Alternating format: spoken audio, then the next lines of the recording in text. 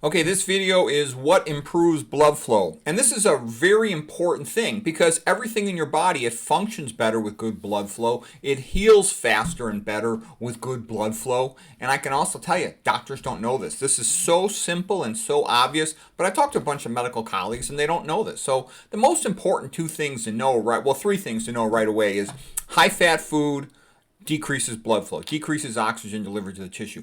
That's super important. Tons of patients are trying to heal something. They're trying to heal heart disease, an open wound, a neuropathy, an ischemic, hypoxic, lack of oxygen delivery situation to their foot, to their brain. Everything in your body needs good blood flow, okay? And the main reason people are, so stupid, so many people are demented. I see cognitively impaired people all day, every day, is a lack of blood supply to their brain, not to mention all the stuff I've gone over before, excitotoxins, the mouse equivalent theory, all that. But in terms of, the question here is, how can you improve blood flow for whatever you want to improve? First of all, let's talk about what makes it worse. High-fat meal, okay, that's an important thing to know. I've talked about that in great detail before. Saturated fat and polyunsaturated fats, especially the omega-6, like with a cooking oil or something, are a disaster. Nuts have a negative effect, but it's a relatively mild effect. But they do have a negative effect. That's been shown with pulse wave Doppler studies. There hasn't been that much done on the nuts, and I know nut lover people are going to freak out, but nuts are 70 to 90% fat in general, so they're not going to help blood flow, okay? But they're not that bad either. I'll give them credit for that. Excessive amount of high fructose corn syrup, that's going to lead to problems with blood flow. Dietary sodium is a major contributor to poor blood flow. And the reason this matters is a lot of times a person will be stressed out. Psychological stress worsens blood flow, causes vasoconstriction, means narrowing of an artery, and it'll also be associated with increased fibrinogen. Fibrinogen is a blood clotting protein. It's one of the acute phase reactants of the liver, so it's released during stressful events. So this is also why you don't want to stress out your old man if he's upset about something, because you'll increase his risk of a myocardial infarction. Okay, negative social interactions. They stress you out, when you're dealing with some negative, hostile person for whatever the reason. Okay, so what you want to do with people like that, I've learned now that you really can't change people too much. So if somebody's sort of an obnoxious jerk, the best thing to do is just avoid them. Avoid them as much as you can, because, nothing good comes from people who behave that way. Sleep deprivation elevates the same hormones as psychological stress. So does caffeine. And this is all relevant because a lot of people, they don't handle stress well. What do they say? Oh, I'm so stressed out. They, drink some coffee, smoke a cigarette, don't sleep, and it's a vicious cycle that worsens upon itself. Okay, lack of nitric oxide for whatever the reason. Inhibition by dietary fat, inhibition by dietary sodium. Lack of potassium and magnesium. You get that from plants. P for potassium, P for plants. Magnesium is located in the center of chlorophyll. Cold. If you're trying to heal a foot, you want that foot to be warm. Okay, tobacco. Tobacco is bad for blood flow. Prothrombotic stuff. All this stuff that causes increased unnecessary inflammation tends to make the blood more prone to clotting. And thick blood will decrease oxygen delivered to your tissues in general. So that's things like, leaky gut. Postprandial endotoxemia means after eating, bacterial endotoxins with leaky gut get into the blood and they make it more prone to clotting. I gave lectures on all these things separately, like my lectures on amyloidogenic type clotting, the Douglas Calletheresia praetorius stuff, nonspecific inflammation in general. It's slightly prothrombotic. Okay, iron overload, because it can lead to inflammation through ferrous redox cycling as it cycles back and forth between Fe2 plus Fe3 plus. So I've given tons of lectures on iron overload, and oxidative stress related to iron. But anyways, those are all things that worsen blood flow. So the fastest things you could do if you want to improve blood flow, let's talk about what improves blood flow. Keeping something warm, then you get vasodilation.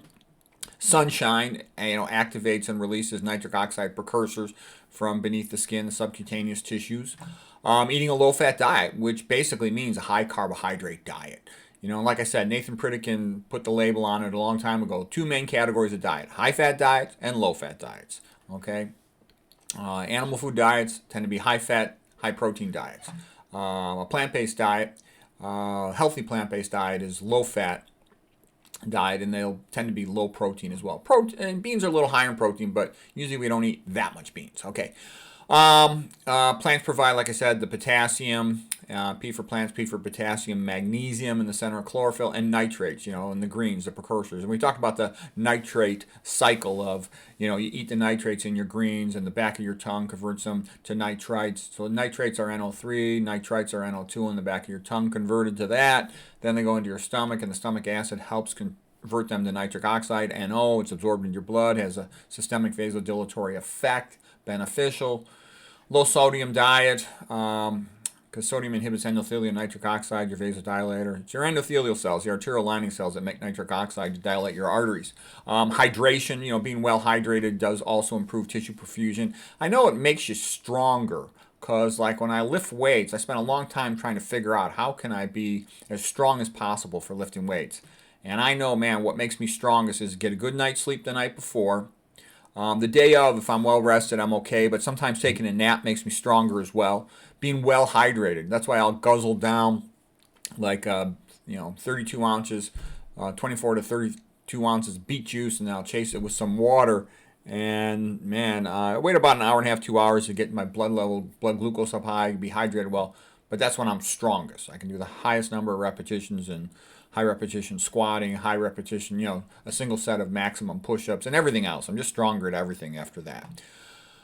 Okay, exercise. You got to use it or lose it. You maintain the vascularity on your muscles and other areas of your body, your brain, by using them, okay? Because the body is very sort of resourceful. It doesn't want to waste stuff. So if you're not using a muscle, you're not using your brain, you're going to have decreased blood supply to it. All right, avoid caffeine. Like I said, it's a vasoconstrictor, inhibits, and it raises the same hormones as stress. Good stress management. It's good to have good social skills. It was noted, like in the blue zones, the centenarians, people that lived healthy to over 100 years of age, almost every single one of them had kind of a good, kind of mellow personality. They don't get upset over little minor things, so they don't stress out over stupid pettiness. Getting adequate sleep, we talked about that. Joyful music. I'll show you the study that, things that make you happy tend to be good for you, in a good way, in a good, sustainable, long-term happiness.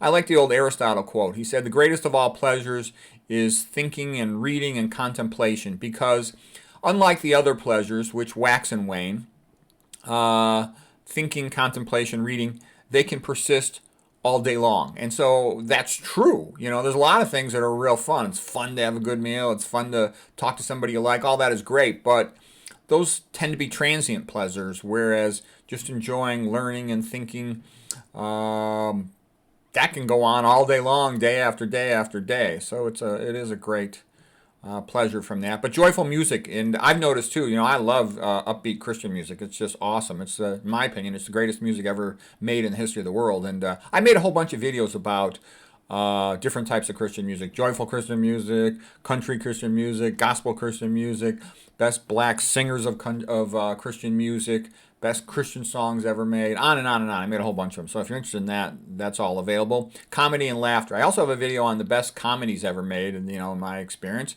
When you're happy and you're laughing, that you like being around somebody if you find yourself laughing when you're together with them. That's a very good sign. Because it's also a sign that you can sort of lower your guard, if you will, and just be yourself with somebody who's a real friend.